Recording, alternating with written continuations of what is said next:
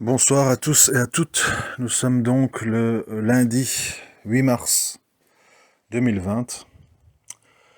Et voilà, je vais tenter dans un message le plus bref possible d'expliquer la situation, car je conçois, je comprends que la plupart des gens n'ont pas les outils pour comprendre tout ce qui se passe sur le marché du pétrole, sur les bourses, sur le coronavirus, etc. Pour essayer, en vulgarisant un maximum, donc je m'excuse auprès des puristes. Je simplifie volontairement afin d'être audible. Je ne suis pas là pour commencer à étaler mes petites connaissances pour que la moitié des gens coupent et n'écoutent pas parce qu'ils perdent pied. Et donc, ceci explique cela, pourquoi ça va être un message assez simpliste et caricatural. C'est pour être compris. Alors, écoutez, moi de mon côté, j'ai la conscience tranquille. Bien sûr, je sonne la sonnette d'alarme depuis 2008. Il y a eu les injections massives de liquidités, vous connaissez la chanson, qui ont trompé, qui ont, on va dire, trafiqué le marché pendant plus d'une dizaine d'années.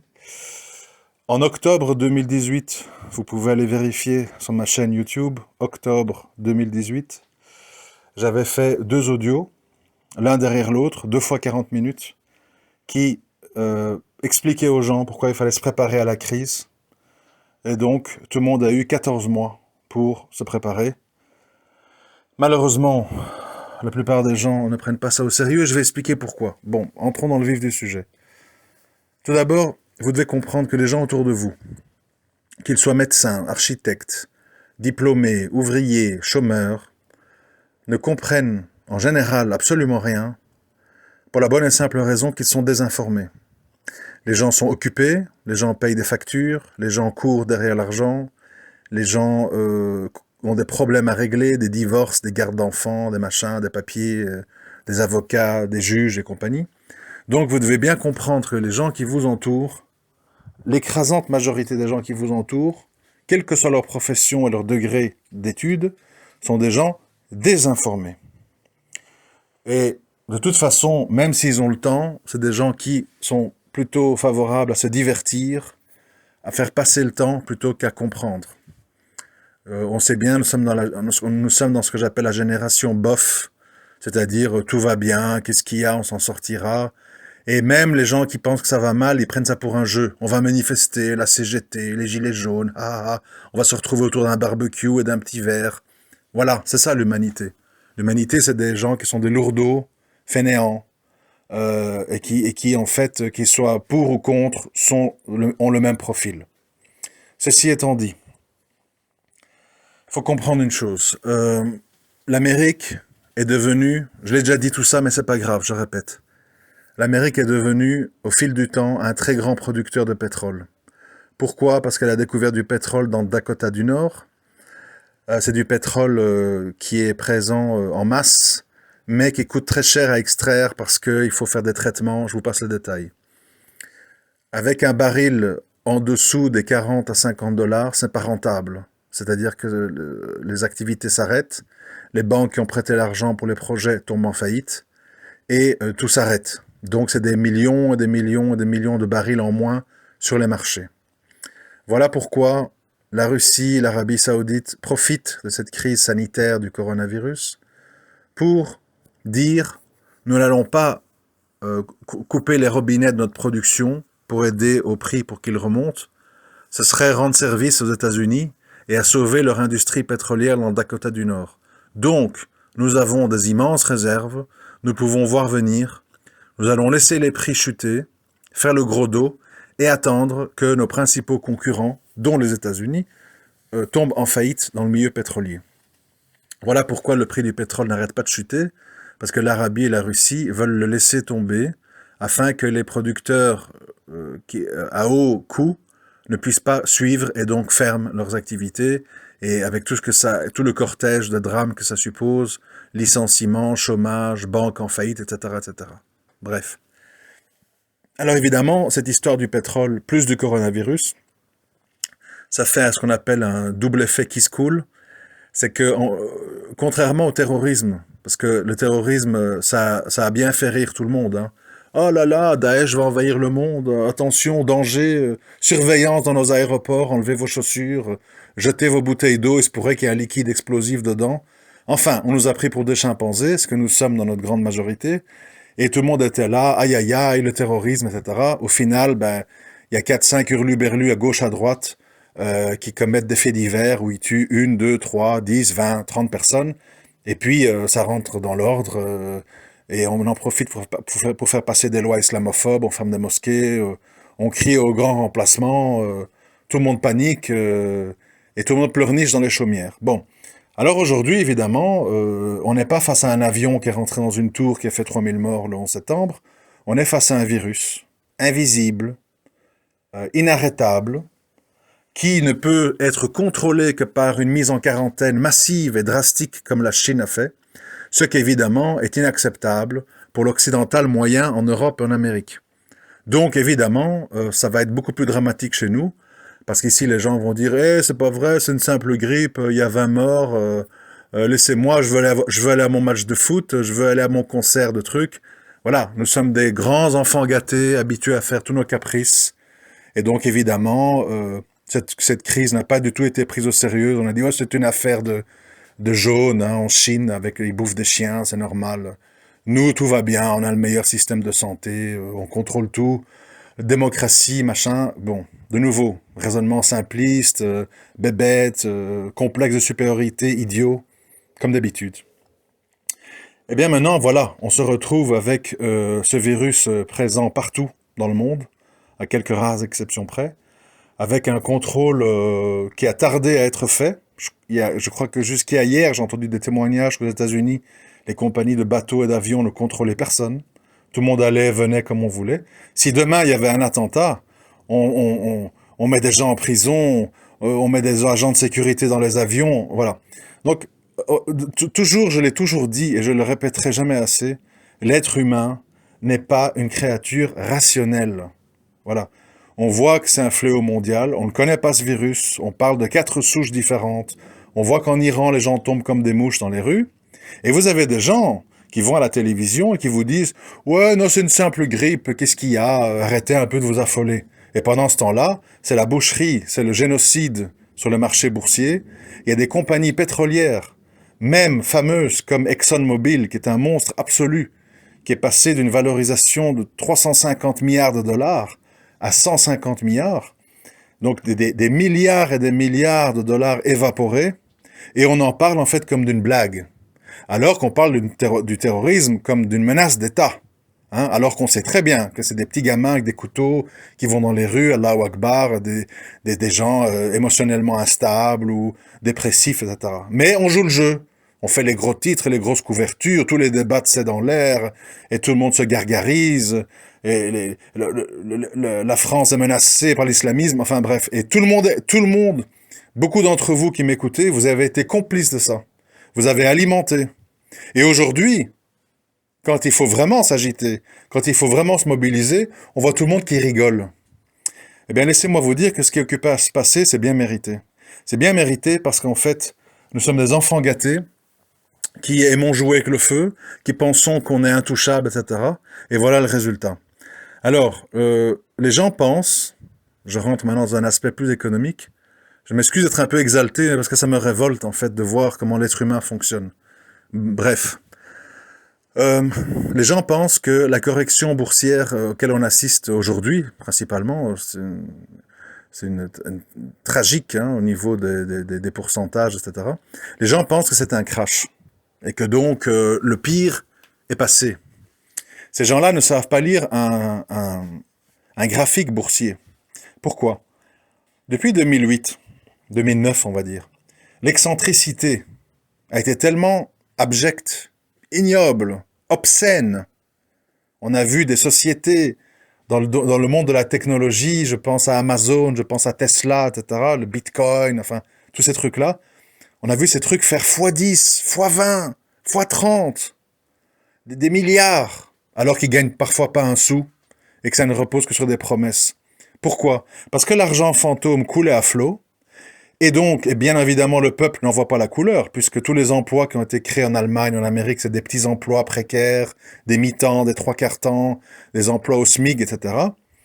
Par contre, les spéculateurs boursiers ont eu accès à des crédits très bas et les ont placés en bourse pour gagner plus. Évidemment, si moi j'emprunte à du 1% et j'ai mon action qui fait x2 en 6 mois, eh bien évidemment, j'ai envie de répéter l'action sans arrêt, puisque ça me rapporte gros pour un risque minimal. Alors on a joué, gonflé, et maintenant, on ne sait plus jouer. Alors ça commence à tomber. Alors les gens, oh là là, regarde, le Dow Jones a perdu 8% aujourd'hui. Oh là là, le Nasdaq est à 8000 points. Oui, mais le Nasdaq, il y a 10 ans, il était à 3000 points. Vous l'avez multiplié par 3. Alors, évidemment, maintenant, c'est juste le début. C'est-à-dire qu'on fait que siffler la fin de la récréation. Alors, évidemment, qu'est-ce qui se passe? C'est que tout le monde veut retirer ses billes. Vous voyez, tant qu'on peut jouer et qu'on gagne, tout le monde est prêt. Quand on joue et qu'on perd, plus personne ne veut jouer. Donc, évidemment, il y a tout qui crache.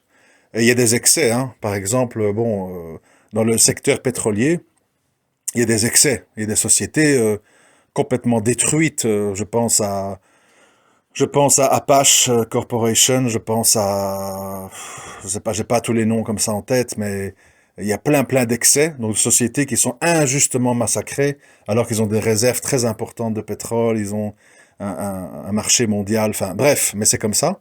C'est-à-dire que quand les choses vont mal, on vend, et on veut rien savoir. On verra après. C'est-à-dire, la bombe est tombée, je m'éloigne et je reviendrai après compter les morts. C'est un peu ça la mentalité. Ensuite, je fais vite, hein. Si ça va trop vite, faudra réécouter, parce que je ne veux pas être trop long. Ensuite, il y a l'histoire de l'or. Je vous mets en garde. Vous savez que je suis un grand défenseur de l'or et de l'argent, les métaux, depuis longtemps, hein, 12 ans maintenant.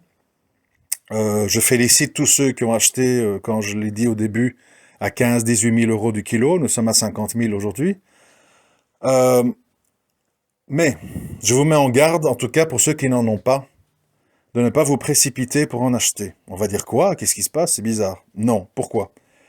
Eh bien, toutes ces sociétés en bourse, ces fonds de pension, ces hedge funds, etc., ont certainement acheté de l'or papier pour se prémunir d'un éventuel crash. Et qu'est-ce qui va sans doute se passer maintenant? J'ai pas dit demain, j'ai pas dit après-demain, j'ai dit dans les temps à venir. C'est qu'ils vont devoir vendre leur position gagnante, en l'occurrence l'or, qui a fortement monté durant toute cette histoire, pour couvrir leurs pertes. Et comme en 2008, on va donc assister à une chute de l'or avant d'avoir la grande remontée. Pourquoi je dis la grande remontée? Je m'explique. Les États n'ont pas le choix que de faire le même jeu qu'ils ont toujours fait, c'est-à-dire quand ça va mal, d'inonder le marché d'argent frais.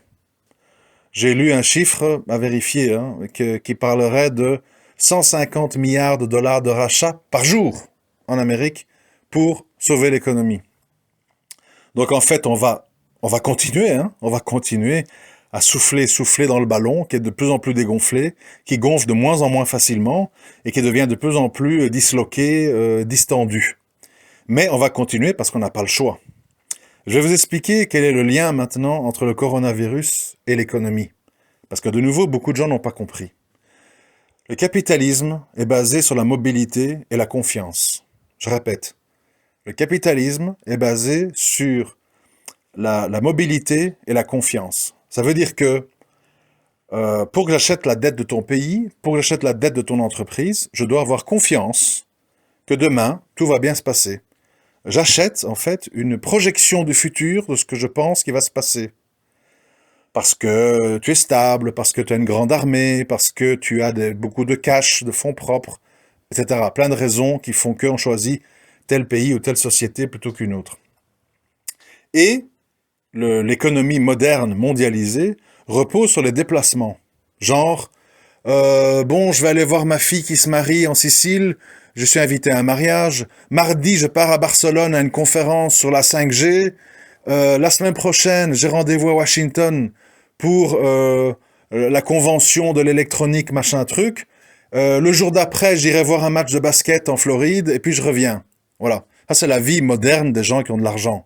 Ils bougent, ils vont à des conférences, ils vont à des salons, ils vont aller voir, bon, des futilités, hein, je veux dire. On doit absolument aller au CES à Las Vegas, tout le monde va là-bas, voir les écrans 8K, on n'exploite déjà pas les 4K, mais on doit aller voir les 8K qu'on n'utilisera jamais, bon, bref. Et donc on nage dans la futilité, la superficialité, on se déplace partout, on prend des avions, on pollue, on bouge partout, etc. À partir d'un moment où les gens, ils ont peur, parce que ça que les gens comprennent pas. Ah, c'est qu'une grippe, machin. Ouais, mais les gens ont peur, parce que les gens n'ont pas envie de mourir, les gens n'ont pas envie de souffrir, les gens n'ont pas envie d'être mis en quarantaine. Donc à partir d'un moment où on a peur, on bouge plus. Et quand on bouge plus, c'est comme si le sang ne circule plus dans votre corps. Le corps commence à pourrir. Et c'est là-dedans qu'on est maintenant. Les gens voient des morts, les gens voient que le monde entier devient infecté, les gens ne savent pas très bien comment ça fonctionne, parce qu'il y a des gens qui ont été guéris, qui sont retombés malades, etc. Et donc les gens, ils ont peur. Et comme ils ont peur, ben, ils vendent leurs actifs en bourse, ils ne voyagent plus, ils annulent toutes leurs conventions, tous leurs rendez-vous, les matchs de foot sont à huis clos, etc. Et tout s'arrête. Et quand tout s'arrête, c'est la fin de l'économie capitaliste. Tout ça, c'est pour ça qu'en Amérique, en Europe, on a pris du retard. Parce qu'ils savaient que s'ils prenaient des mesures comme en Chine, c'était la crucifixion de l'Occident. Parce qu'à la limite, la Chine, ils ont du 4, 5, 6, 7% de croissance par an. Donc pour eux, bon, bah, c'est le mauvais moment à passer. Mais nous, ici, on pleure du sang pour avoir des 1 ou 2% de croissance. Donc si on les perd à cause du coronavirus, c'est la fin du monde. Donc c'est pour ça qu'on a tardé à prendre des mesures. Parce qu'on voulait éviter de réagir trop tôt et de saquer l'économie qui est déjà mal en point, hein, avec la réforme des retraites, les gilets jaunes, les machins. Je veux dire, ici, personne n'a encore compris que l'Europe des Golden 60, c'est terminé. Maintenant, c'est les vieux qui vont devenir de plus en plus importants en Europe, de plus en plus de retraites à payer, et de moins en moins de croissance. Et voilà, c'est un continent qui se meurt. Mais bon, qui va vous dire ça au journal télévisé? Personne. Ah, la culture française, le Panthéon, blablabli, blablabla. Bon, voilà, on se gargarise de ses souvenirs, la remise des Césars, Polanski. Donc vraiment, c'est des déchets toxiques, déchets humains qui ne comprennent rien à rien. Et voilà le résultat. C'est révoltant, mais c'est l'époque dans laquelle on vit. Une espèce d'époque bobo. Les défilés féministes, les CRS nous ont frappés, MeToo, alors que la femme n'a jamais eu autant de droits qu'il y a en Europe. Machine à laver, lave-vaisselle, allocation, droit de vote, droit d'avoir des comptes en banque, accès à l'emploi. Tout ça, c'était pas vrai il y a 50 ans. Et tout le monde pleurniche, tout le monde grogne. C'est comme ça l'humain. Tu donnes une main, on veut un bras. Bref. Alors, qu'est-ce qui se passe? Qu'est-ce qu'il faut faire? Alors, il faut essayer de rester calme. Pas facile, il faut essayer de rester calme. D'ailleurs, je signale au passage que j'ai des gens malades chez moi. Donc, je sais très bien que c'est pas un mythe. Mais figurez-vous qu'on ne sait même pas savoir si on a le coronavirus. Enfin, pas moi, jusqu'à présent. Voilà. Parce que dans les hôpitaux, si vous n'avez pas 39 de fièvre et que vous n'êtes pas mourant, on ne vous reçoit pas. On dit rentrez chez vous, ne contaminez personne. Donc on ne sait pas, une grippe, une indigestion, un rhume, on ne sait pas. On ne sait pas. Donc il y a des milliers de gens dans le cas. Donc tous les chiffres qu'on vous donne sont faux. Puisqu'on ne parle que des gens répertoriés, testés dans les hôpitaux. Tous les gens qui sont chez eux, sans doute malades, ils ne sont pas comptés. Bref. Vous avez compris la réalité. Alors que faire? Restez calme. Surtout, j'insiste là-dessus, protéger ses liens familiaux, parce que c'est surtout pas le moment de se disputer, de se solidariser, de divorcer, de faire des disputes, des machins, etc. C'est vraiment pas le moment. Il faut prendre sur soi, il faut fermer les yeux, c'est pas le moment de régler des comptes.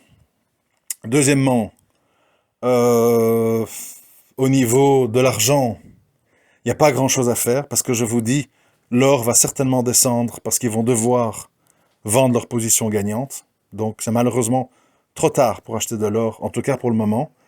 Si l'or perd 15-20%, on en rediscutera.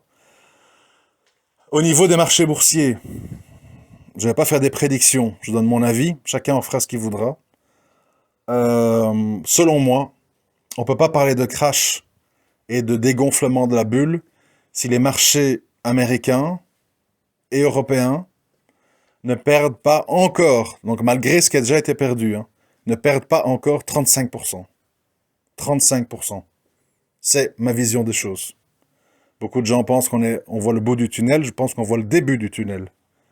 Il faut voir les graphiques, il faut être réaliste, il faut voir à partir de quel moment ils montent d'une manière désordonnée, et il faut se dire que tout doit retomber à ce niveau-là. Et ça veut dire une chute de 35%. Et à ce moment-là, ben, on verra quels États vont gérer ça comment. Est-ce que certains seront raisonnables et diront la vérité aux gens? Les années d'or de l'Occident sont derrière nous. Nous n'aurons plus jamais des gros taux de croissance. Notre population est vieillissante. Il y aura des grosses retraites à payer. Les jeunes seront fortement taxés et imposés pour payer les soins de santé et les retraites des vieux qui seront de plus en plus importants. Il faut se serrer les coudes. Et si c'est pas possible pour vous, ben, il faut partir. Est-ce qu'on va dire ça aux gens? Je pense pas. On préfère dire, ça va aller, on relance l'emploi, machin. Ah, Marine Le Pen, nationalisme. Ah non, Macron, le truc, le mondialisme. Voilà, on balade les gens entre un clown et une sorcière, et tout le monde applaudit, on fait des grands débats. Le débat pour les primaires, le débat pour la présidentielle ce soir. Marine Le Pen face à Macron, et puis on voit deux singes, deux clowns qui s'envoient des tomates. On fait semblant que c'est sérieux, enfin, voilà. Donc, c'est à chacun de réfléchir à son avenir. La réalité, elle est là. Vouloir ou pas. Les chiffres sont là. Les graphiques sont là. Les taux de naissance et de mortalité sont là. Et c'est tout. C'est un changement. Moi, c'était mon slogan. C'est pour ceux qui m'ont connu à l'époque de La Boussole, de mon association au début des années 2010. Le slogan, c'était La Boussole. Pour eux, c'est une crise financière. Pour nous, c'est une crise de civilisation. Voilà. Euh, c'est la réalité qui est devant nous. Euh, comment tout ça va évoluer? Comment le coronavirus va évoluer? Est-ce que c'est un virus échappé d'un laboratoire ou naturel? Je n'en sais absolument rien. Comme je l'ai déjà dit, c'est pas mon secteur d'activité. Je peux pas spéculer là-dessus. En attendant, les gens ont peur, les gens ne bougent plus, les gens ne voyagent plus, et les gens vendent tous leurs titres boursiers. Et certainement qu'il y aura d'autres effets directs et indirects, parce que je rappelle que quand des compagnies pétrolières tombent en faillite, si le baril reste dans ces eaux-là, 30-40 dollars, il y aura beaucoup de faillites, eh bien, toutes les banques qui leur ont prêté d'argent font faillite avec, et ensuite, tous les assureurs qui ont assuré les banques tombent derrière. Autrement dit, c'est le cataclysme. Donc voilà le petit bilan rapide, très vulgarisé, très simplifié, afin qu'en 15, 20, 25 minutes, vous pouvez être à jour et comprendre ce qui se passe. Je vous remercie de m'avoir écouté. Je referai un audio économique si le besoin s'en fait sentir, s'il y a des nouveaux paramètres, parce que beaucoup de choses ont été dites. Je vous renvoie à mes deux audios de fin octobre 2018. Il suffit de remonter le temps dans ma chaîne YouTube. Ma chaîne YouTube, c'est souvent des vidéos sociologiques, religion, etc. Et de temps en temps, il y a des audios économiques quand il y a des changements. Dernièrement, j'en ai pas fait parce qu'on est dans la même kermesse qui consiste à injecter de l'argent pour soutenir les marchés et pour que Trump puisse continuer à faire le singe sur Fox News. Donc, sans intérêt. Donc, il n'y avait plus rien à rajouter. Aujourd'hui, il se passe quelque chose. Alors, je refais le point 14 mois plus tard, dans une situation évidemment beaucoup plus dramatique qu'il y a 14 mois. Parce que là, maintenant, on est au pied du mur et c'est terminé de tourner en rond. C'est l'heure de payer la facture. À très bientôt. Je vous remercie.